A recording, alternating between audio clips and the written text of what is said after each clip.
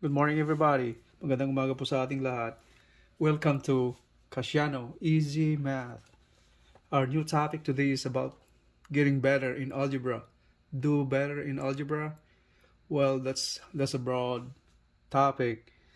But anyone can do better in algebra by doing practice and all that, immersing yourself in solving problems.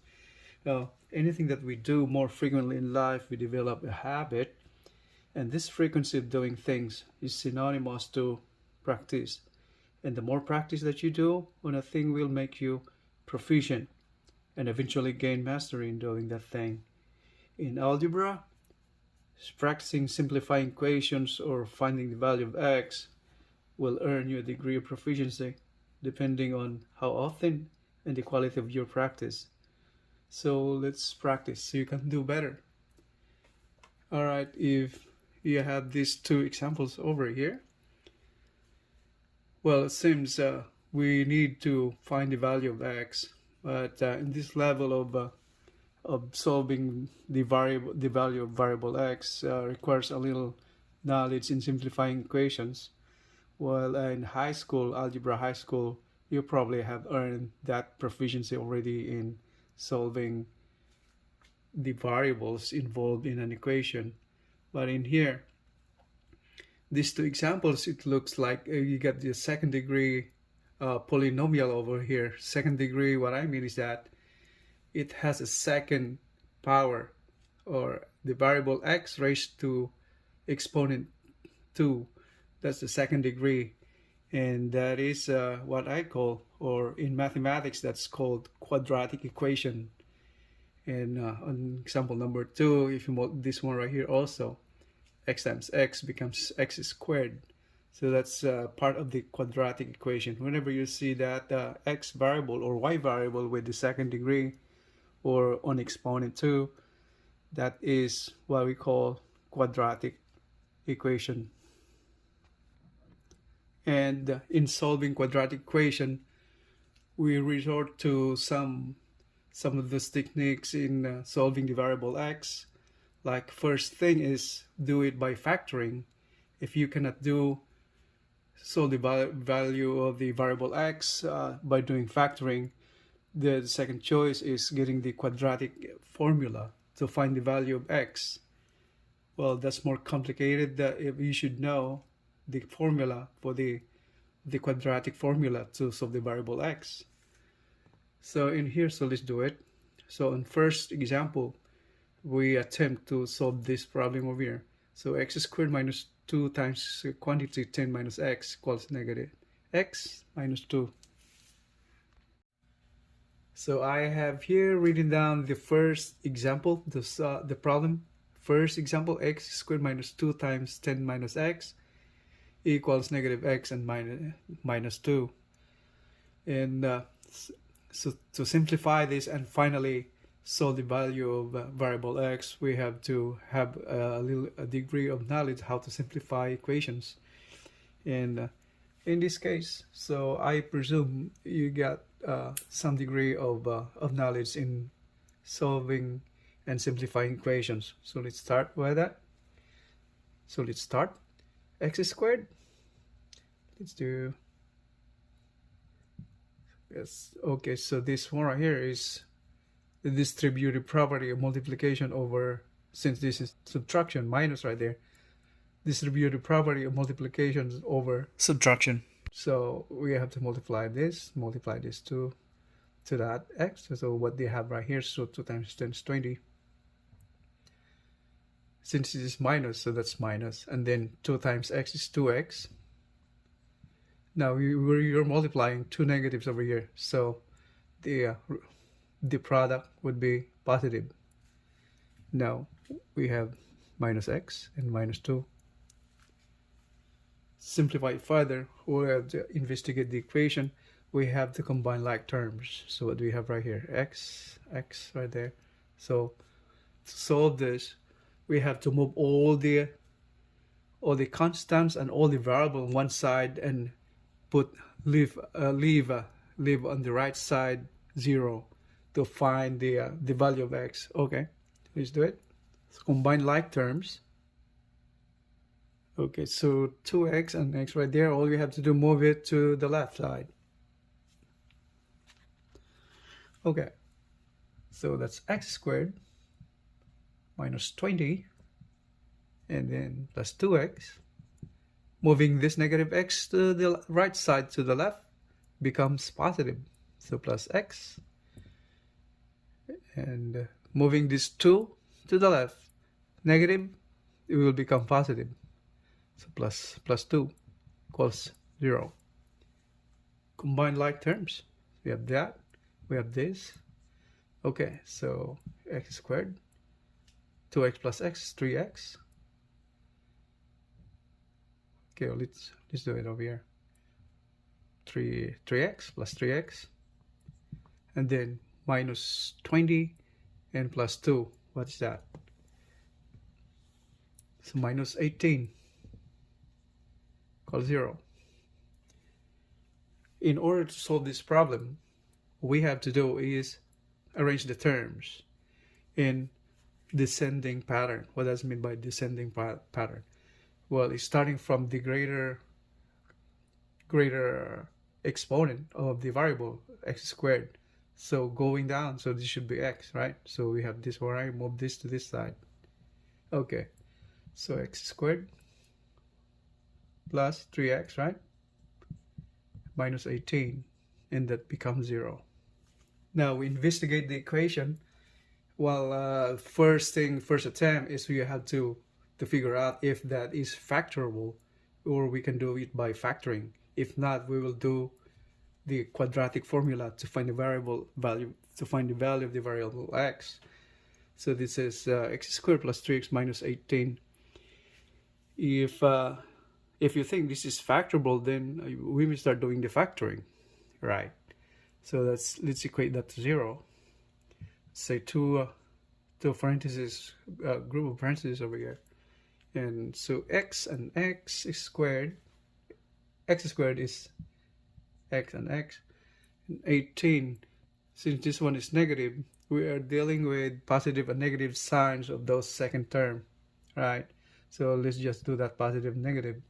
Since this 18 is the product of those of the second term of each factors on a factor. Oh, okay. And this one is the sum. The middle term coefficient is the sum of multiplying the inside terms and the outside terms of these two factors over here. That means this one right here, the inside and the outside terms. This we get where we get the coefficient of the second term. Okay, so let's do that. Try to figure out what are the factors of 18. So 18 can be factored as 9 and 2, right? Factors of 18 are 9 and 2, or also the same way as 6 and 3. So the factors of 18 are 9 and 2, and the other one 6 and 3. Now, if the middle term is the sum of the products of multiplying the inner terms of its factors and the outer terms of its factors. What does it mean by that? Once you add this, that means once after you multiply these outside terms and inner terms, you get the sum, or you add those. So think of a number that when we sum it up, it will become 3. That's the coefficient of x in the middle term. So if we investigate 9 and 2, since we have minus and plus signs right there, so we're getting the difference, right? And 9 and 2 is the difference is 7, and 6 and 3 the difference is 3. So we adapt this one right here. Since the sign over here is positive, that means you have to have the sign of the bigger factor on the positive side. So that means 6. So we're gonna put 6. Should be the sign is 6 if you add it. So that means 6 over here. Add more value than 3, right? Because once you subtract that, it will become 3. Alright, so let's do confirm is this correct. Now to confirm that, as I mentioned earlier, is the sum of the products of these inner terms and the outer terms. So let's do that. The inner term is 3 times x is 3x. That's negative. And then x times 6 is 6x. And that's positive. So that's you're adding. That means you just proceed to normal subtraction since the signs are different. So that's 3x. So that's why we came out to that middle term right there, 3x. So that means we can solve this equation by factoring. So let's go ahead and solve this equation. Let me erase this one right here. Now, in factoring, we're gonna have two values of variable x. So in here, what we do is equate one of these to 0 and the other one, this one, to 0. So that's why we're getting all quadratic equations yield two answers, by the way. So in here, so x minus 3, we equate that to 0. And the other one is x plus 6, equate that to 0. So that means we're getting two answers for that. In here, in the first one, that will be x is equals to 3. And then the second one, we'll get the value of x is equal to, transpose that positive to the right side, become negative. So that's negative 6. So we have those two answers now. Right? So value of x, two of them. X is equals to 3 and x is negative 6. So those are the answers for the variable x. All right, so that looks like simple, isn't it? Now on the second example, 2x plus x times the parenthesis x minus 2 equals x plus 5. So once again, so as I mentioned earlier in the beginning, that this is a quadratic equation. Since if you multiply this 2x, it will become second degree polynomial. So that's a quadratic equation. Okay, let's investigate and start solving it. So 2x, okay, all we have to do is simplify. So once again, if you notice, there's a parenthesis right there again. So we'll be doing the distributive property of multiplication over subtraction. Okay, so let's do that multiply to this and that. All right, so just start solving from here. So 2x plus x times x is x squared minus x times negative 2 is minus 2x. And okay, and our aim here is move all the terms to the left and leave just 0 value on the right side of the equation. So now moving this x to the left side, that will become negative. Since this is positive, carrying it to the other side of the equation will change the sign of the term. And the same way on here. So 5, from positive 5 go to the left, it will be negative, and we leave up to the total of the equation 0. And let's proceed, go ahead doing the combining like terms again, right? So what you have right there. Yeah, and since x has the most exponent, or the highest exponent in this, we have to arrange it on a descending pattern.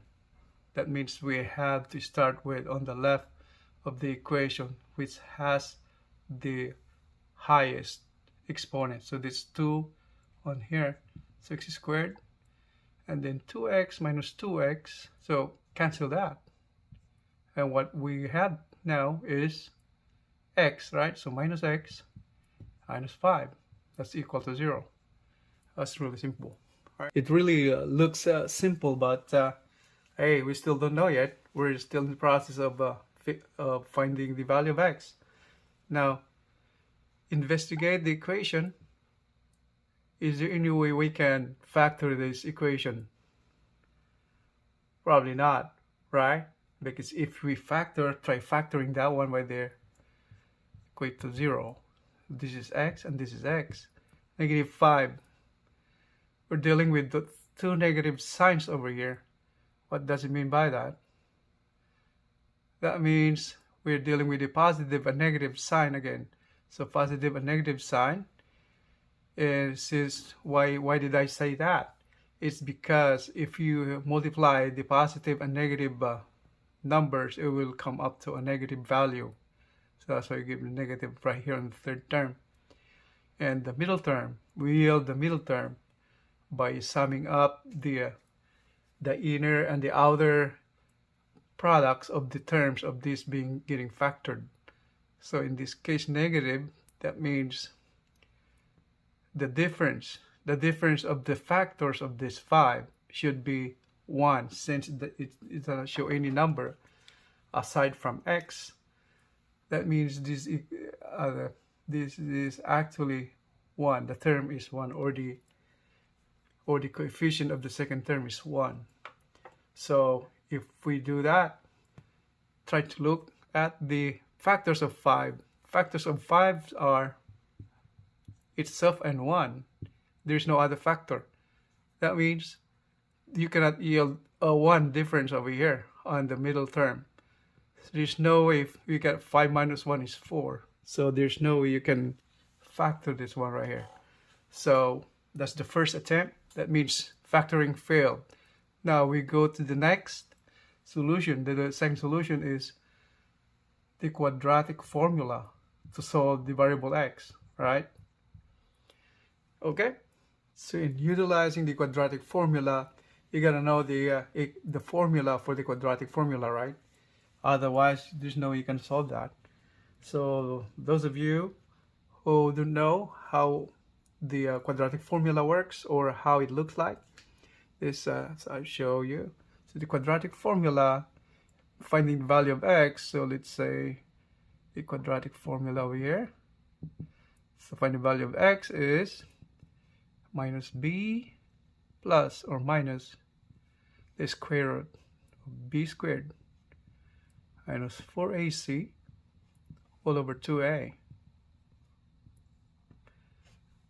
where b is the term coefficient of the second term, and a is the coefficient of the first term, and c the constant actually, or the number on the third term of equation. That's 5 right there. So let's write it down again. So let's get this. So x squared minus x minus 5 equals 0. So we have now value of a is 1 and b is 1 also. It didn't show, but that's really 1. Okay, and b is, since this sign right here is negative, you curve that sign right there. It's negative 1. And c, value of c is 5. We have negative sign. Okay, so we utilize those values to solve the variable x by using the quadratic formula. So let's go ahead and solve the problem then. Okay, so x is equal to minus b. Where's b? Negative 1. So minus negative 1 plus or minus square root b squared. Where's b? Negative 1 squared minus 4a is what, 1, and c, value of c is negative 5, square root all over 2 multiplied by a is 1. So all we have to do is simplify that. As we go further, then we'll simplify it further. So x is negative times negative is positive. That's 1. Plus or minus square root of negative 1 squared. That is 1. Minus 4 times 5 is 20. And negative times negative is positive. That's square root of that right there. All over 2 divided by 1 is 2.